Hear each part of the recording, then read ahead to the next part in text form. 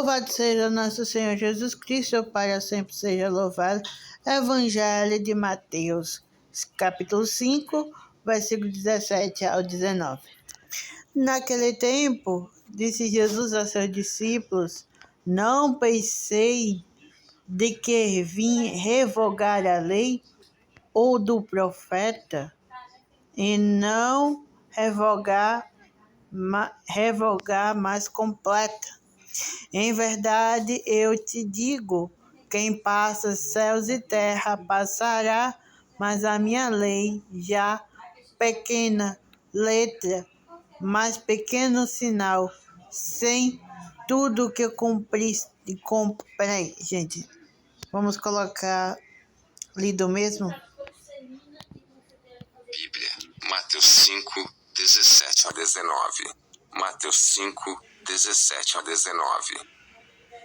Naquele tempo, disse Jesus aos seus discípulos: Não penseis que vim abolir a lei e os profetas. Não vim para abolir, mas para dar-lhes pleno cumprimento.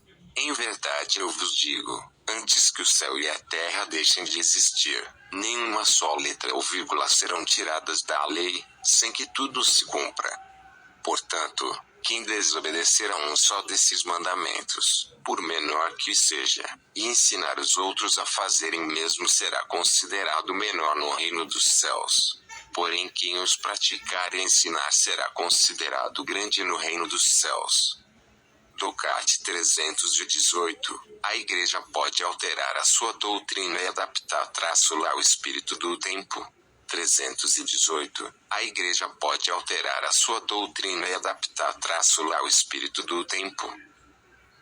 As verdades da fé não estão em discussão. Elas não são resultado de maiorias e existem independentemente do grau da sua atual aceitação. A Igreja nunca reescreverá o seu credo. Ela nunca mudará nem o número nem o conteúdo dos sacramentos, nem alargará nem reduzirá os 10 mandamentos. Também nunca mudará a forma originária da sua liturgia ou da oração. Apesar disso, a Igreja ofenderia o Espírito Santo se não sondasse os sinais dos tempos nos quais Deus também nos fala na atualidade. Os conhecimentos que deles adquirimos conduzem a um aprofundamento e expansão da fé. No entanto, nunca substituirão os conhecimentos seguros da Igreja que foram ganhos no combate da fé, dogmas. Mas na sua doutrina social, a Igreja tende a adaptar sempre melhor o seu excelente instrumentário aos desafios da mutabilidade social, política e econômica. Inspiração: Saint Francis of Assisi, defined. Pregai sempre o Evangelho e, se for necessário, também com as palavras.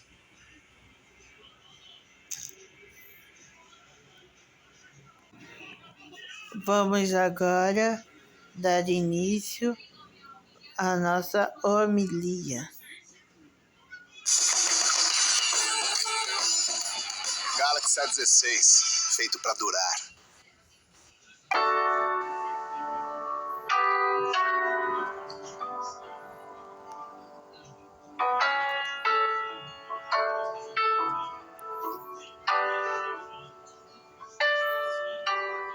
Naquele tempo, disse Jesus aos seus discípulos: Não penseis que vim abolir a lei e os profetas. Não vim para abolir, mas para dar-lhes pleno cumprimento. Palavra da salvação, glória a vós, Senhor. Irmãos e irmãs, diante do evangelho que nós escutamos neste dia, nós deveríamos nos perguntar o que significa vir dar-lhes pleno sentido à lei e os profetas. Quando Deus deu ao povo de Israel a lei e também os ensinamentos dos profetas, tinha um objetivo e uma finalidade específica, que era gerar liberdade no relacionamento com Deus, mas também o cuidado entre eles, o cuidado entre os irmãos. Mas, infelizmente, ao longo do tempo, o povo de Israel fez uso da lei e do ensinamento que, ao invés de gerar liberdade, gerou certo fechamento em si mesmo e também frustração. Tudo isso nós vemos em diversos grupos, os fariseus, né, grupos que nós vemos ali que instigam Jesus, né, ao longo de sua presença neste mundo. A lei de Moisés é boa e também o ensinamento dos profetas, mas infelizmente, né, grande parte do povo não viveu do modo que Deus queria, do modo que era a finalidade de Deus para a lei e também para o ensinamento dos profetas. Na verdade, o que era colocado acima da lei de Deus era a lei humana, a lei do homem mesmo, gerando esse fechamento. Então, o aparato divino da lei e dos profetas deu lugar ao aparato humano. Então, teve um processo de substituição.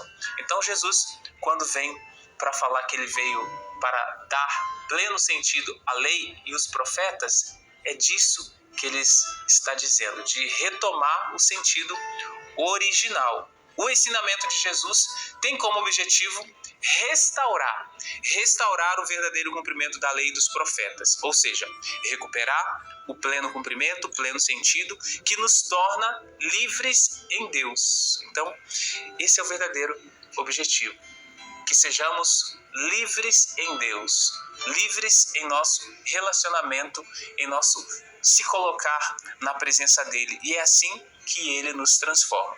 O Evangelho gera em nós a vida moral e a moralidade. O que é a moralidade? São os princípios, os valores que orientam o nosso comportamento ético e também as nossas decisões. Mas o Evangelho não gera e não deve gerar em nós o que gerou, né, no antigo povo de Israel, moralismos. Caso contrário, retornaríamos à lei antiga. Nós somos alimentados pelo Evangelho. O Evangelho gera vida moral, que é bem diferente de moralismo. Que o Senhor nos abençoe neste dia, para que neste tempo da Quaresma abramos o nosso coração para a grande transformação que Deus tem para realizar em nós. Sobre você, desça e permaneça a bênção do Deus Todo-Poderoso, Pai, Filho e Espírito Santo. Amém.